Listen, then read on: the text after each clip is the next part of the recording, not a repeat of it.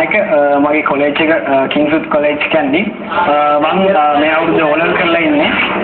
මම බොක්සින් පටන් ගත්තේ 2009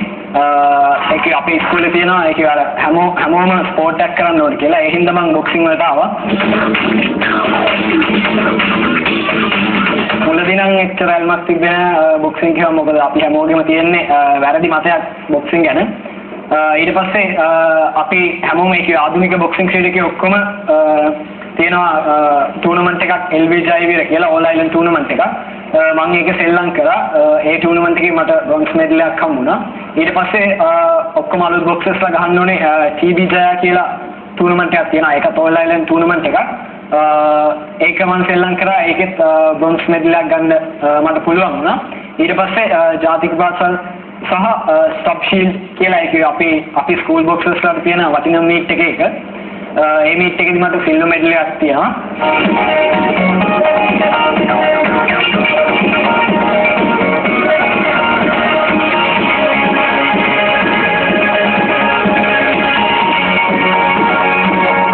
2009 වගේ achievements ගැන කියනවා නම් 2009 මම TBJ සෙල්ලම් කරා ඒ ටූර්නමන්ට් එකෙත් මට ගන්න පුළුවන් වුණේ බ්‍රොන්ස් මෙඩල් එකක් ඊට පස්සේ මම ස්කූල් බොයි කියලා මීට් එකක් තියෙනවා ඒක 13 to 14 years සෙල්ලම් කරන්න පුළුවන් මේ මීට් එක ඒ මීට් එකේදී මම සෙල්ලම් කරේ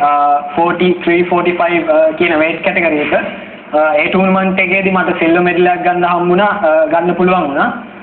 ඊට පස්සේ ඒ අවුරුද්දේම ස්ටොප් ෂීල්ඩ් ඒ කියන්නේ ජාතික පාසල් ටූර්නමන්ට් එකේදී මට බ්‍රොන්ස් මෙඩල් එකක් ගන්න පුළුවන්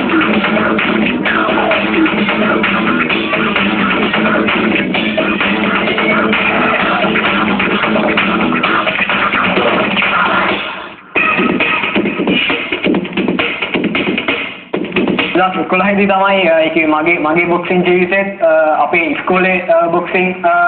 කාලෙත් ගොඩක්ම හොඳ අචීව්මන්ට්ස් ටිකක් ගන්න පුළුවන් වුණේ මම 2011 දී ගහුවා ආපහු TBJ ඕල් අයිලන්ඩ් මීට් එක ඒ මීට් එකේදී මම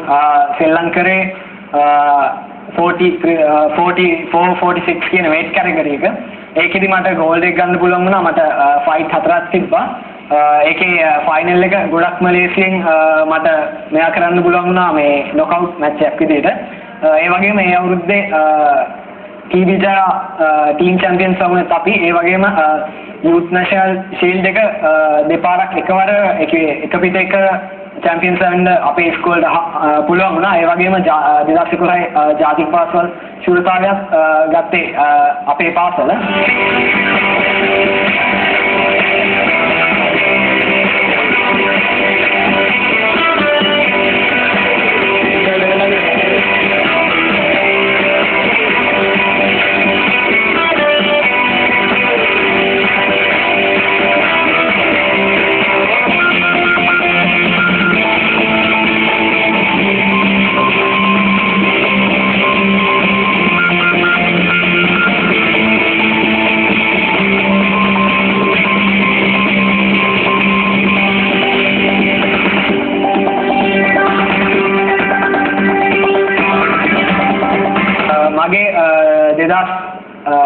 performance වලට මට 2012 දී අපේ ඉස්කෝලේ කලර්ස් නයිට් එකේ under 17 highest achievement එක ඒකේ highest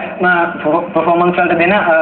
මෙරුන් කිංස්වුඩ් මෙරුන් ස්ටාර් එක ගන්න පුළුවන් වුණා 2011 performance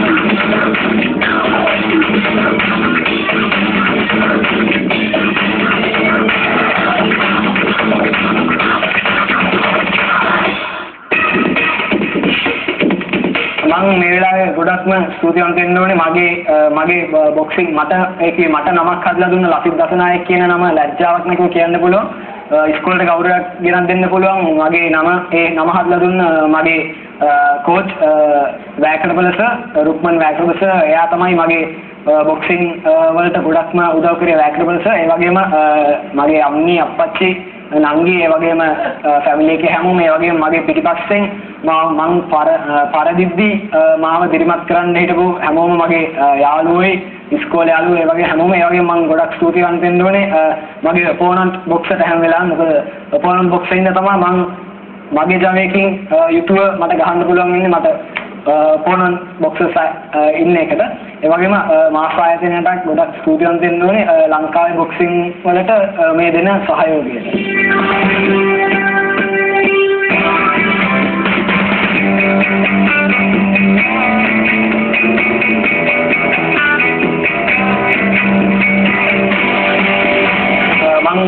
දැන් කියන්න ඕනේ ඒකේ බොක්සිං සෙල්ලම් කරන්න ආසාවෙන් ඇති ගොඩක් නංගිලා මල්ලිලා අයියලා කියලා මම කියන්න ඕනේ ලංකාවේ වැරදි මතයක් තියෙන බොක්සිං කිව්වහම අර මාරාන්තික ක්‍රීඩාවක් කියලා. ඒ මතය සම්පූර්ණයෙන්ම වැරදි. මොකද අපි බොක්සිං ගහද්දී අපි ග්ලව්ස් දානවා, අපි බැන්ඩේජ් කරනවා, අපි හෙඩ් ගාඩ් දානවා. ඒ හින්දා අන්තිම වළක්වා ගැනීමට අපි උපරිම උත්සාහයක් ගන්නවා. ඒ හින්දා මම කියන්න කැමති ඕගොල්ලන්ගේ පර්සනැලිටි එක ගොඩක් බිල්ඩ් අප් කරගන්න පුළුවන් බොක්සිං ගහුවොත් නමක් හදාගන්න පුළුවන්. කවදා හරි ඔයාලා පාසලෙන් එළියට ඇද්දි ඔයාලා ආපහු පාසල දිහා හැරිලා බලලා කියන්න පුළුවන් මම ඉස්කෝලේ බොක්සිං ගහලා මම ඉස්කෝලේට ගෞරවයක් ගෙනාවා, මම මගේ රටේ ගෞරවයක් ගෙනාවා කියලා ඔයගොල්ලන් සතුටු වෙනවා.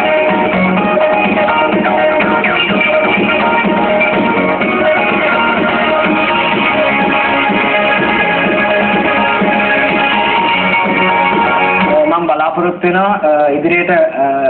ලංකාවේ ජාතික මට්ටමේ තියෙන සියලුම තරඟ ජයග්‍රහණය කරලා හොඳට පුහුණුවෙන් කරලා කවදා හරි ජාත්‍යන්තර මට්ටමක පදක්කම ශ්‍රී ලංකාවට ගෙනල්ලා දීලා ලංකාවේ නම බොක්සිං වලින් රජ කරන දවසක් ගේන්න මම ගොඩක් උත්සාහ කරනවා. තරුණ ඔබේ ජීවිත සාර්ථක කරගන්න